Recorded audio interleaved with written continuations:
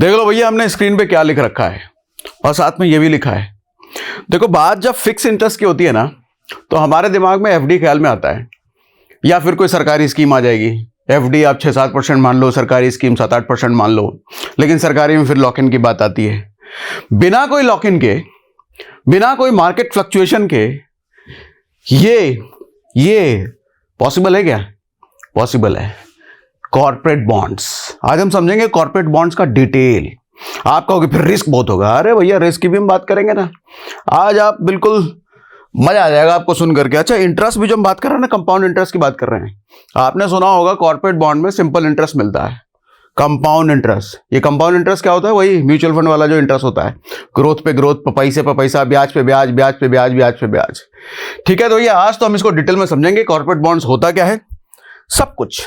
अच्छा, सबसे पहले ये किन लोगों के लिए यूजफुल है, किन लोगों को इन्वेस्ट करना चाहिए कॉर्पोरेट बॉन्ड में? देखो, जिनको हाई रिटर्न चाहिए, सबको चाहिए क्या? सबको चाहिए।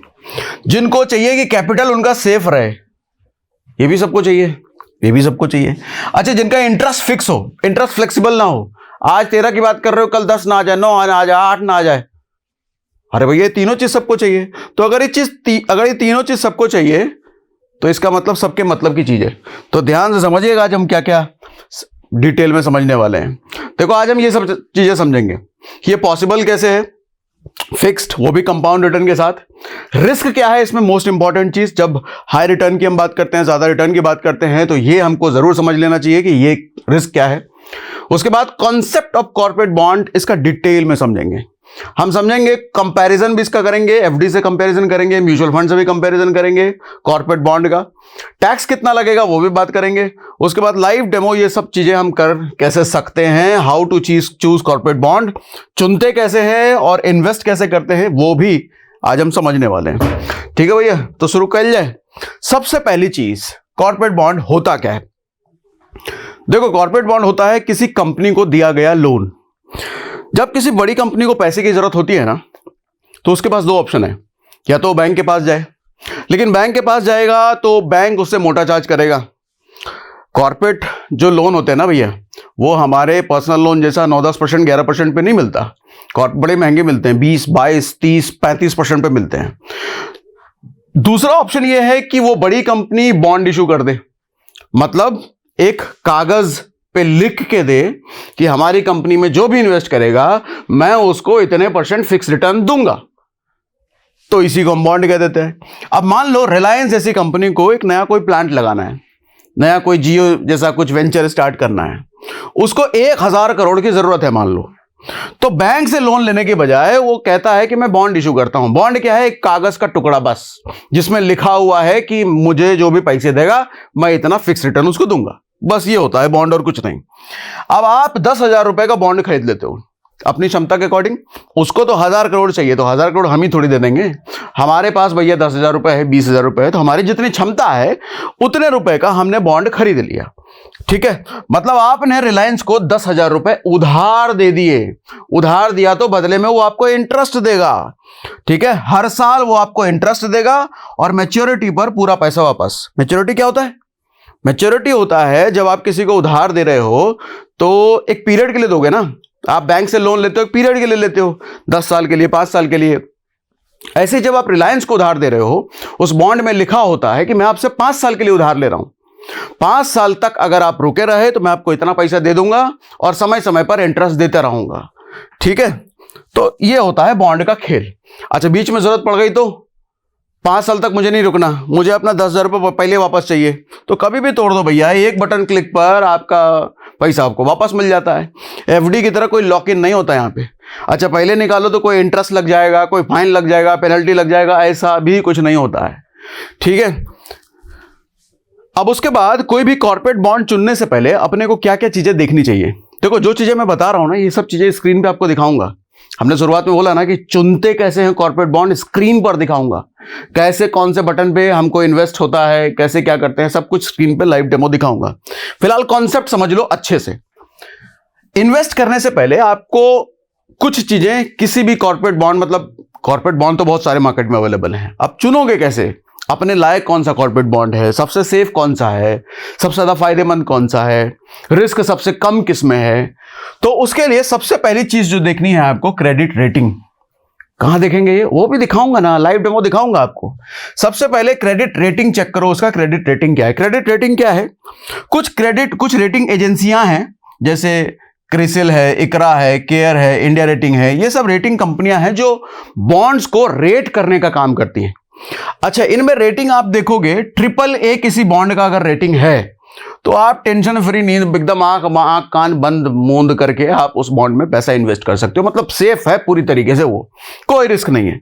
अच्छा, जब पूरी तरीके से बेहतरीन वाला होगा, एकदम किसी तरह का कोई रिस्क नहीं, तो आपको वहां इंटरेस्ट कम मिलेगा। लेकिन आप फिर उसके बाद AA भी आता है, तो ये आप इससे थोड़ा कम सेफ मान सकते हो, लेकिन ये भी सेफ है। उसके बाद A रेटेड बॉन्ड्स होते हैं, इसमें थोड़ा सा ध्यान रखना, थोड़ा पढ़ लेना भैया बॉन्ड के बारे में। उसके बाद BBB आता है, BBB का मतलब रिस्क है भाई साहब। उसके बाद BB आता है, BBB मतलब ये जुआ टाइप हो गया, समझ लो, कुछ भी हो सकता है उस बॉन्ड में। उसके बाद D आता है, और D कैटेगरी का जो बॉन्ड है उसमें तो निश्चित समझ लो आपका पैसा डूब चुका है, नहीं मिलेगा वापस। ठीक है, तो आपको समझ में आता है कि D कैटेगरी के बॉन्ड से बच के रहना, ये सबसे ज्यादा सेफ होता है। ठीक, उसके बाद आपको बॉन्ड में देखना है यील्ड टू मैच्योरिटी क्या होता है, YTM शॉर्ट में कहते हैं उसको।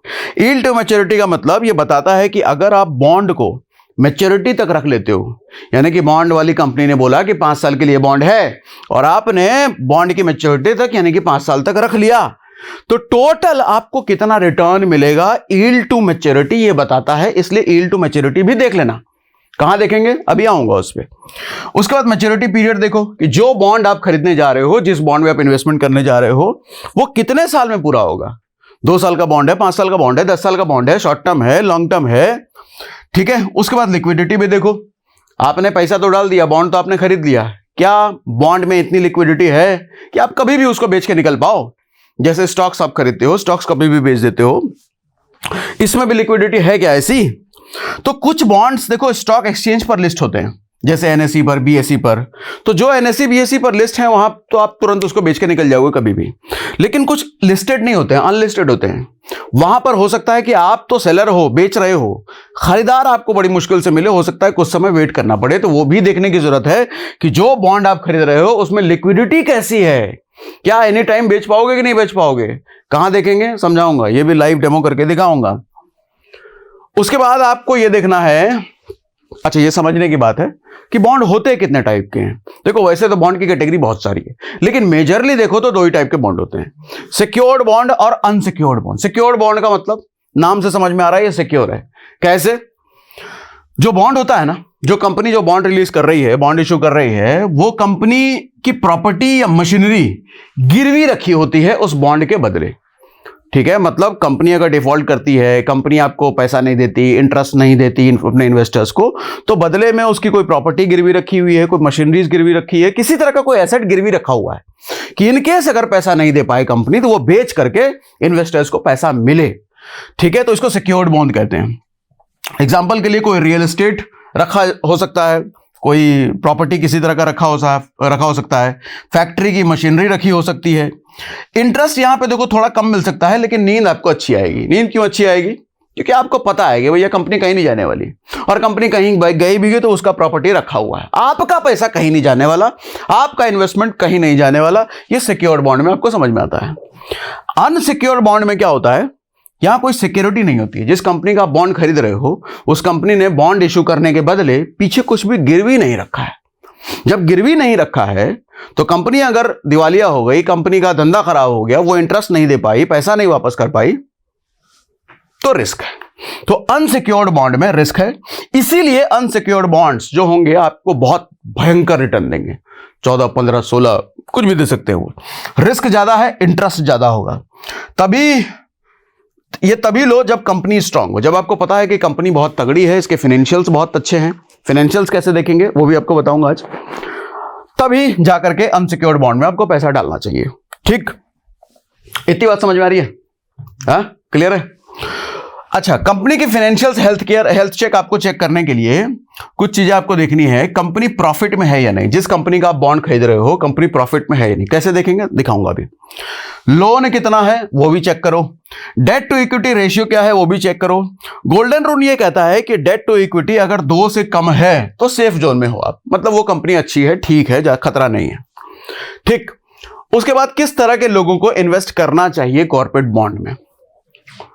सर रेगुलर इनकम जिनको चाहिए वो लोग इन्वेस्ट करो, क्योंकि यहां जो इंटरेस्ट आपको मिलता है क्वार्टरली मिलता है, मंथली मिलता है, एनुअली भी मिलता है।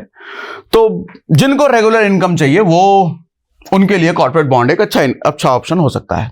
जो लोग रिटायर्ड लोग हैं, जो होम मेकर्स हैं, जो सीनियर सिटीजन हैं, जिनको फिक्स हर महीने इंटरेस्ट चाहिए ही चाहिए, उनके लिए अच्छा है। जो लोग एफडी से थोड़ा ज्यादा रिटर्न चाहते हैं पर इक्विटी जैसा रिस्क नहीं चाहिए, मार्केट की उथल पुथल से उनको मतलब नहीं है, भैया हमको तो फिक्स चाहिए, एफडी से ज्यादा रिटर्न चाहिए, तो उनके लिए कॉर्पोरेट बॉन्ड है।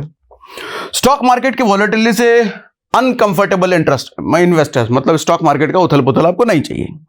पोर्टफोलियो डाइवर्सिफाई करना चाह रहे हैं जाने वाले, जिन लोग चाहिए भैया हमारा म्यूचुअल फंड भी हो गया, स्टॉक्स भी हो गया, प्रॉपर्टी भी हो गया, ये भी हो गया, वो भी हो गया, थोड़ा कुछ और नया ऑप्शन तलाश रहे हैं, कॉर्पोरेट बॉन्ड्स। हाई रिटर्न भी चाहिए और कैपिटल भी सेफ हो और इंटरेस्ट भी फिक्स हो, इंटरेस्ट भी ऊपर नीचे ना हो, उन लोगों के लिए कॉर्पोरेट बॉन्ड्स है। मतलब ये एक ऐसी कैटेगरी है जिनको मुझे लगता है सारे ही आ गए इसके अंदर, सबको ही चाहिए फिर कॉर्पोरेट बॉन्ड्स, सबके ही मतलब की चीज है। ठीक, अब इंटरेस्ट कंपाउंड या सिंपल, देखो शुरुआत में मैंने लिख के दिया था, नीचे लिखा था ना कि कंपाउंड इंटरेस्ट होता है, तो कंपाउंड इंटरेस्ट हम बनाना सीखेंगे, लेकिन नॉर्मली कॉर्पोरेट बॉन्ड्स जो देते हैं वो सिंपल इंटरेस्ट देते हैं। अब सिंपल इंटरेस्ट और कंपाउंड इंटरेस्ट क्या होता है ये अभी आपको डिटेल में समझाऊंगा, लेकिन उससे पहले कुछ डेमो करके आपको दिखा देता हूं कि हम कॉर्पोरेट बॉन्ड चुनते कैसे हैं। उसके लिए मैंने अपना फोन निकाल लिया है, मैं स्क्रीन कर दिया मैंने ब्लैक और फोन की रिकॉर्डिंग ऑन करता हूं। यस, ये मेरी स्क्रीन रिकॉर्डिंग अब आपको दिखने लग गई। आप जैसे ही होम स्क्रीन पर आओगे, लिंक हमने डिस्क्रिप्शन में दे रखा है, यहां पर आपको दिखता है बॉन्ड्स। बॉन्ड्स वाले ऑप्शन में आते ही देखो यहां पे क्या लिख रखा है, यही शुरुआत में मैंने आपको बोला था 13.25%, यानी कि मैंने कुछ अलग नहीं बोला था। अच्छा, साफ साफ डिस्क्लेमर जरूर दे दूं भैया, आज देखो कॉर्पोरेट बॉन्ड्स का फंडा मैं समझा रहा हूं, यहां पर कई सारे बॉन्ड्स लिस्टेड हैं, एक दो बॉन्ड खोल करके मैं उसका डिस्क्रिप्शन में डिटेल भी दिखाऊंगा। इसका मतलब ये नहीं है उस बॉन्ड को मैं प्रमोट कर रहा हूं, कतई नहीं, मैं किसी बॉन्ड को प्रमोट नहीं कर रहा, मेरा कोई रिकमेंडेशंस नहीं है। कोई भी बॉन्ड चुनने से पहले अपनी समझदारी, अपनी डिटेल एनालिसिस जरूर करें। मैं सिर्फ सिखाने के लिए, आपको कॉर्पोरेट बॉन्ड्स का फंडा समझाने के लिए किसी एक बॉन्ड के डिटेल में जाऊंगा बस, ठीक है भैया। तो अब यहां पर नीचे देखो बहुत सारे बॉन्ड्स हैं, ये देखो बॉन्ड यहां पर क्या लिख रखा है, ये इतना दे रहा है, ये इतना दे रहा है, और आप नीचे आ जाओ, ये इतना दे रहा है, ये 13 दे रहा है, ये 12.75 दे रहा है, ठीक है। राइट साइड में आप ये देखो कि आप ये दिखा रहा है कि अगर आप इतना इन्वेस्ट करते हो, अगर आप 99,330 इन्वेस्ट करते हो तो 1,17,000 आपको मिलेगा विद इन 30 मंथ। अब इसके डिटेल में जरा घुसते हैं हम। ये कौन सी कंपनी है, स्पैनडाना करके है, ऊपर कौन सा है, अकारा करके कोई बॉन्ड है। तो हम चलो पहला वाला ओपन कर लेते हैं। पहला वाला जैसे हमने ओपन किया, ये ध्यान से समझिएगा, पहला वाला यहाँ पर क्या क्या चीजें हैं। सबसे पहली चीज ये लिख करके दे रहे हैं, ये लिख करके दे रहे हैं 13.25 यील्ड टू मैच्योरिटी, यानी कि मैच्योरिटी तक अगर आप रुकते हैं तो आपका इतना इंटरेस्ट बनेगा। ठीक, कितने टेन्योर का है, ये 17 महीने का बॉन्ड है, ठीक, यानी कि शॉर्ट टर्म है। यहां पर 5 साल से ऊपर होता है तो आप उसको लॉन्ग टर्म समझ लो, 5 साल से कम है तो मतलब शॉर्ट टर्म है वो। यहां पर एक चीज ध्यान देना, ये बॉन्ड इज सीनियर सिक्योर्ड, ये समझने वाली बात है, ध्यान दीजिएगा। अब मैं यहां जो आई बटन है इस पर क्लिक कर देता हूं। इस पर जब आप क्लिक करते हैं तो यहां पर क्या देखो लिखा हुआ है कि ये कंपनी जो है बैक्ड बाय कंपनी एसेट है, मतलब कंपनी का कोई ना कोई एसेट गिरवी रखा गया है इसके पीछे। और ये हमने किस कैटेगरी में बोला था, सिक्योर्ड या अनसिक्योर्ड, सिक्योर्ड। जब कंपनी पीछे रखा हुआ है, हमारे कैमरामैन भाई साहब ढंग से सुन नहीं रहे हैं, आप सुन रहे हो नहीं सुन रहे हो, तो कंपनी अगर कुछ गिरवी रखी हुई है तो वो सिक्योर्ड कैटेगरी में आ गया। ये कह रही है कि बैक्ड बाय कंपनी एसेट है, लाइक प्रॉपर्टी और एनी रिसीवेबल्स, ठीक है, यानी कि सिक्योर्ड की कैटेगरी में आ गया ये, ठीक। अब उसके बाद ये कह रहा है कि अगर आप 9,941 रुपए इन्वेस्ट करते हो तो 11,696 रुपए आपको मिल जाता है, ठीक। यहां पर आप यूनिट्स चेक कर सकते हो, यूनिट चेक नहीं मतलब चूज कर सकते हो। 1 यूनिट अगर आपको लेते हो तो 9941 का इन्वेस्टमेंट होता है। 2 यूनिट करते हो, देखो बदल गया, 3 यूनिट, 4 यूनिट, आप अपने मर्जी से कोई भी यूनिट चूज कर सकते हो। और कितना इन्वेस्ट करोगे लेफ्ट साइड में ये लिखा हुआ है, और कितना मिलता है ये पहले दिन से आपको पता है। ठीक, ये लिख के भी दे रहे हैं कि 95% सोल्ड आउट, मतलब ज़्यादा बॉन्ड की क्वांटिटी इनके पास बची नहीं है, ऐसा ही लिख के दे रहे हैं। अच्छा, इंटरेस्ट इसमें कैसे मिलेगा? जैसा हमने शुरुआत में बोला था कि इंटरेस्ट आपको मंथली भी मिलता है, क्वार्टरली भी मिलता है, एनुअली भी मिलता है। वो बॉन्ड की कैटेगरी पे डिपेंड करता है। ये वाला जो बॉन्ड है ये इंटरेस्ट आपको मंथली देगा। जब सोच के देखिए, जब आपको मंथली इंटरेस्ट आपके बैंक अकाउंट में आ जाता है, आपके बैंक में आ जाता है हर महीने इंटरेस्ट, जब आपके बैंक में हर महीने इंटरेस्ट आ जा रहा है, ये कंपाउंड तो होगा नहीं। कंपाउंड कब होता है? आपका इंटरेस्ट उसी कंपनी के पास रहे, तब जाके इंटरेस्ट और प्रिंसिपल दोनों पे और ज्यादा ब्याज जुड़ेगा। जब इंटरेस्ट आपके बैंक में आ गया तो कंपाउंड इंटरेस्ट तो रहा नहीं, लेकिन मैंने आपको क्या बोला है, कंपाउंड इंटरेस्ट होगा। तो इस सिंपल इंटरेस्ट को कंपाउंड इंटरेस्ट हम बनाना सीखेंगे अभी, ठीक है।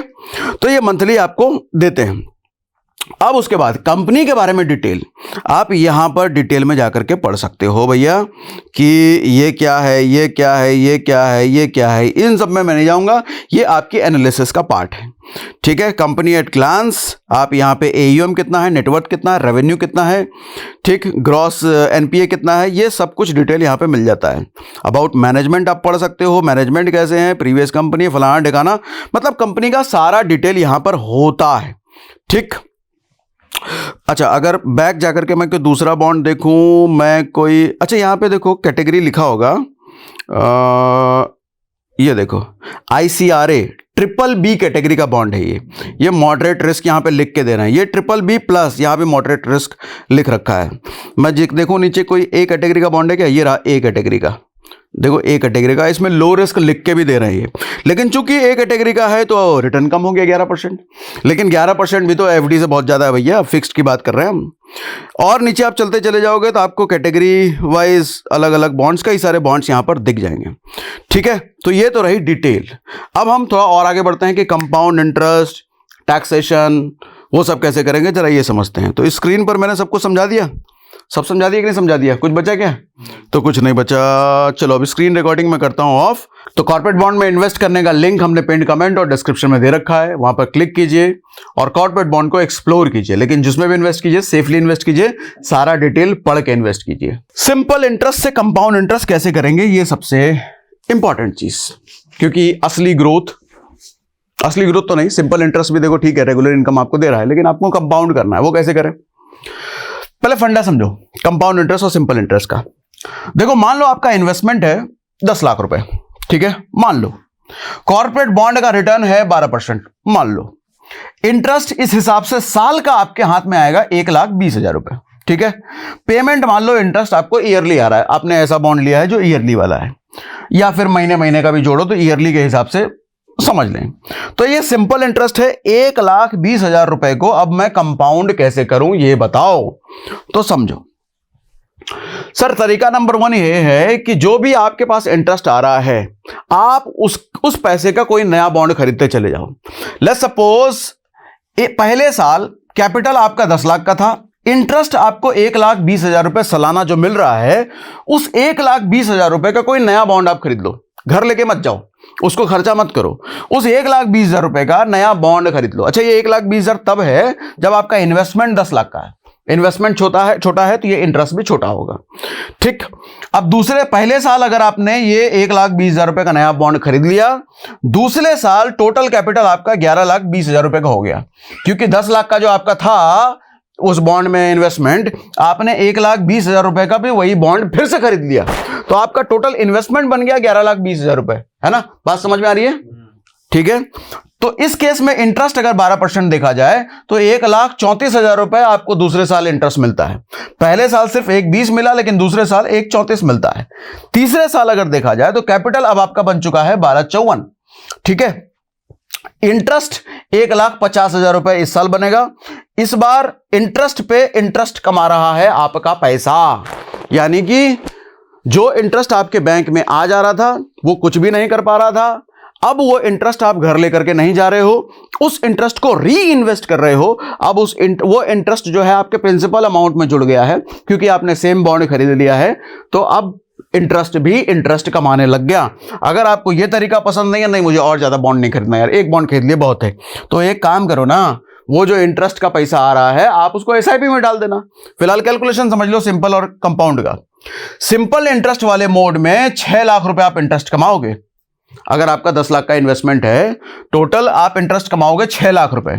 लेकिन री इन्वेस्टिंग मोड में यानी कि कंपाउंडिंग वाले तरीके में आप 7.6 to 8 लाख अप्रॉक्स इंटरेस्ट कमाओगे। तो कहां 6 लाख और कहां 8 लाख, लगभग बड़ा डिफरेंस है ना।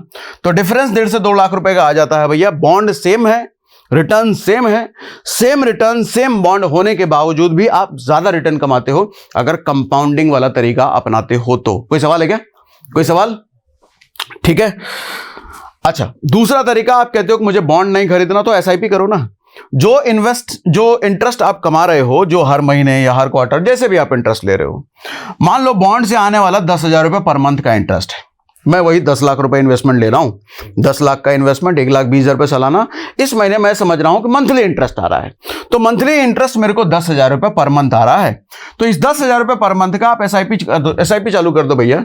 कोई इंडेक्स फंड में कर दो, कोई हाइब्रिड म्यूचुअल फंड में कर दो, कोई फ्लेक्सी कैप में कर दो, किधर भी कर दो। ठीक है। हम कितना मानते हैं एसआईपी में? 10 से 11%, 12%, 15% मानते हैं लॉन्ग टर्म में। हमने 11% यहां पे कंसीडर कर लिया। अब जो मंथली इंटरेस्ट आपकी बॉन्ड से कमाई है, वो 10,000 रुपए जो हो रही है बॉन्ड से कमाई, उसको एसआईपी में आप डालना शुरू कर दो। और 11% हमने लॉन्ग टर्म में CAGR मान लिया, तो और 10 साल का ड्यूरेशन मान लिया हमने कि 10 साल तक ऐसा करेंगे, क्योंकि मेरा बॉन्ड भी 10 साल का है। इस केस में बॉन्ड का पैसा देखो पूरी तरीके से सेफ है आपका, बॉन्ड का पैसा कहीं भी नहीं जा रहा। म्यूचुअल फंड से एक्स्ट्रा वेल्थ क्रिएट होने लग गया आपके लिए। ये मजेदार है ना, मतलब रिटायरमेंट प्लानिंग के लिए एक डेडली कॉम्बो बन जाता है। जो लोग रिटायरमेंट प्लानिंग कर रहे हैं, लॉन्ग टर्म बॉन्ड के जरिए अच्छी खासी रिटायरमेंट प्लानिंग हो गई। तो ये 2 तरीके मैंने बताया। आप इसको, जो इंटरेस्ट आपकी कमाई हो रही है, वो एफडी में भी डाल सकते हो। एफडी में भी कंपाउंड इंटरेस्ट आपको मिलता है, मंथली, क्वार्टरली, एनुअली, वो आप चूज कर सकते हो एफडी करते वक्त। लेकिन वही है कि एफडी में कम मिलता है तो ज्यादा कुछ होगा नहीं उसमें। ठीक है। ये 2 तरीके मुझे ज्यादा बेहतर लगे। या तो आप बॉन्ड में री इन्वेस्ट कर दो, या कमाए हुए इंटरेस्ट को एसआईपी करना शुरू कर दो। आपका सिंपल इंटरेस्ट बन जाता है कंपाउंड इंटरेस्ट। अच्छा, आप पूछोगे कि मैं जवान हूं तो मैं क्या करूं, मैं 45 साल का हूं तो मैं क्या करूं? तो सर आपके लिए भी लिख रखा है, अगर आप जवान हो, अगर मानते हो कि जवान हो, तो आप अपने इंटरेस्ट को, मेरे हिसाब से आपको इक्विटी म्यूचुअल फंड में डाल देना चाहिए। क्योंकि जवान हो, रिस्क लेने का आपके पास कैपेबिलिटी है, समय है, सब कुछ है। अगर आप मिडिल एज में हो, मतलब 40-45 साल के हो, तो आपको हाइब्रिड या इंडेक्स म्यूचुअल फंड में पैसा डालना चाहिए, मतलब वो भी एसआईपी हुआ। अगर आप रिटायर्ड हो, 60 प्लस के हो, तो मैं कहूंगा रिस्क लेने के मोड में मत रहो। अपना जो आपका इंटरेस्ट का कमाई हो रहा है उसको रिकरिंग डिपॉजिट करना शुरू कर दो बैंक में। रिकरिंग डिपॉजिट एफडी जैसा ही होता है। एफडी में फिक्स डिपॉजिट एक बार में होता है, मोटा पैसा। रिकरिंग डिपॉजिट में छोटा छोटा पैसा हर महीने आप बैंक में डिपॉजिट करते हो, जिस तरीके से आप म्यूचुअल फंड में एसआईपी करते हो। वो म्यूचुअल फंड में एसआईपी आप स्टॉक मार्केट में कर रहे हो, ये रिकरिंग डिपॉजिट आप बैंक में करते हो। चूंकि बैंक में कर रहे हो, ज्यादा सेफ है, तो यहां पे इंटरेस्ट भी आपको कम मिलेगा, 6-7% के आसपास आप यहां पे एक्सपेक्ट कर सकते हो। जबकि एसआईपी अगर मार्केट में करते हो तो 11-12% भी आप एक्सपेक्ट कर सकते हो। लेकिन रिटायर्ड होना तो आपको ज्यादा रिस्क नहीं लेना, तो आपको सेफ्टी की तरफ जाना है। ठीक है। तो मैंने तीनों पहलू आपको बता दिए। जवान हो भैया तो इक्विटी म्यूचुअल फंड में जाओ, मिडिल एज के हो तो हाइब्रिड इंडेक्स फंड में जाओ, रिटायर्ड हो तो कुछ मत करो, लिक्विड फंड में जाओ, या फिर रिकरिंग डिपॉजिट करना शुरू कर दो।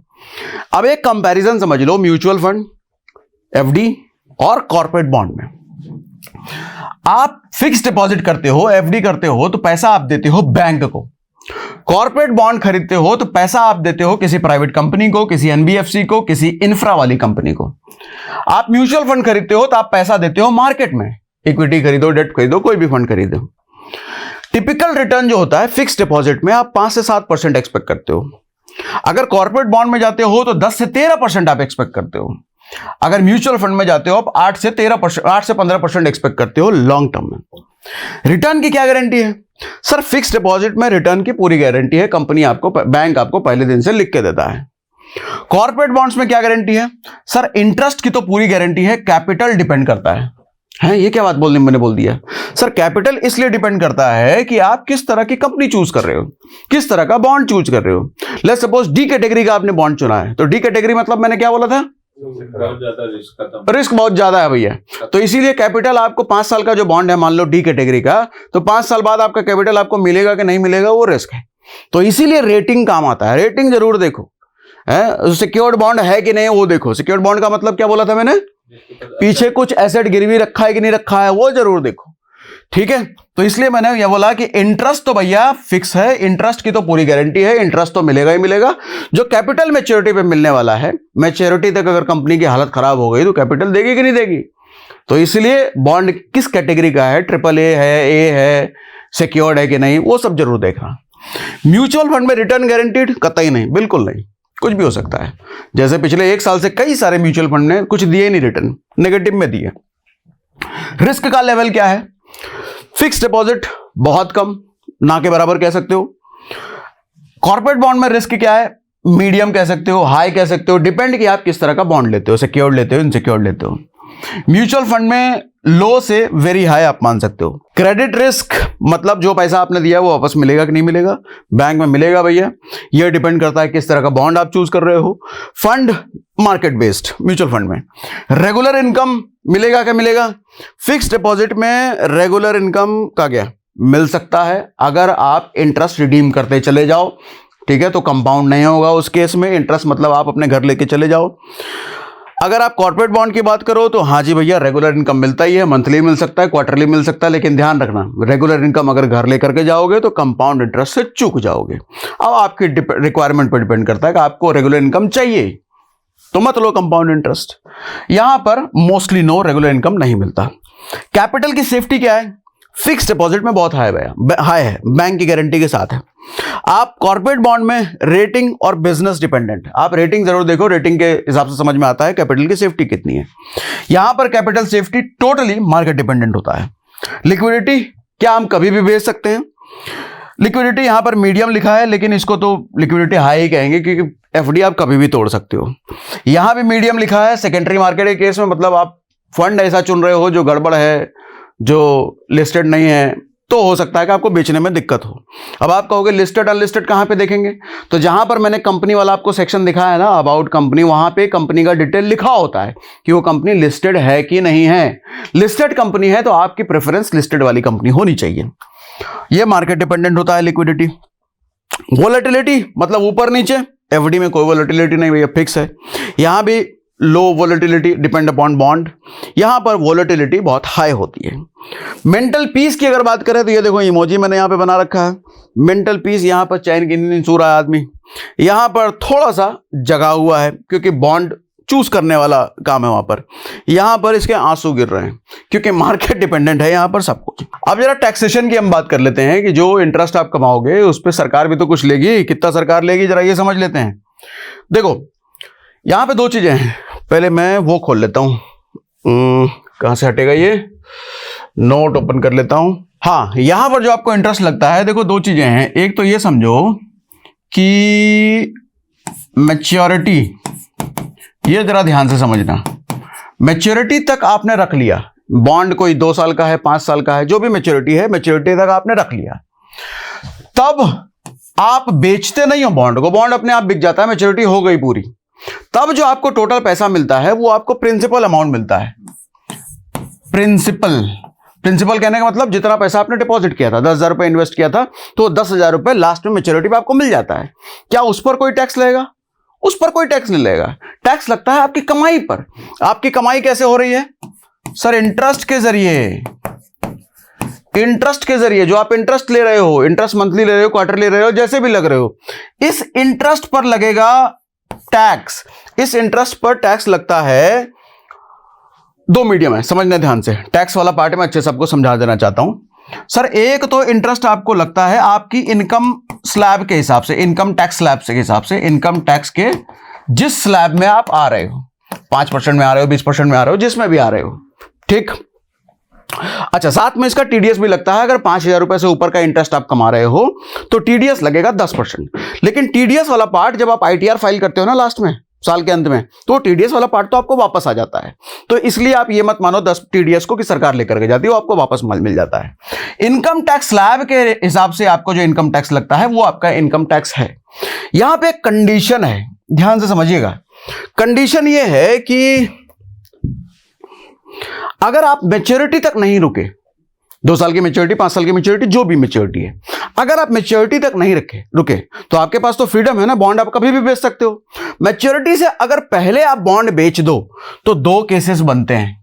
अगर लिस्टेड बॉन्ड में आपका पैसा लगा हुआ है, 12 महीने से कम पहले आपने बेच दिया है, तो स्लैब रेट के हिसाब से आपको ब्याज पर इंटरेस्ट लगता है। ब्याज पर कह रहा हूं, डबल इंटरेस्ट नहीं लगेगा। ऐसा नहीं कि यहां भी लग गया यहां भी लग गया, नहीं, मैं कह रहा हूं मैच्योरिटी से पहले अगर आपने बेच दिया तो जो भी ब्याज कमाया उस ब्याज पर स्लैब रेट के हिसाब से लगेगा। 12 महीने से ज्यादा अगर रखा है तो 10% लॉन्ग टर्म कैपिटल गेन लगता है। लेकिन अगर बॉन्ड अनलिस्टेड है, मतलब स्टॉक मार्केट में लिस्टेड नहीं है, तो 36 महीने से कम पे स्लैब रेट के हिसाब से लगेगा। 36 महीने से ज्यादा रख करके अगर आपने बेचा है तो 20% long term capital gain tax लगता है। यह समझा पाया क्या सर? यह समझ आया? ठीक है, तो ये हुआ टैक्स का हिसाब किताब। बाकी कॉर्पोरेट बॉन्ड्स में इन्वेस्ट करने का लिंक हमने डिस्क्रिप्शन और पिन कमेंट में डाल रखा है, वहां जाइए, कॉर्पोरेट बॉन्ड एक्सप्लोर कीजिए और अपनी एनालिसिस जरूर कीजिए, तब जाके कोई इन्वेस्टमेंट करना भैया। ठीक है, तो चलो आज के लिए इतना ही।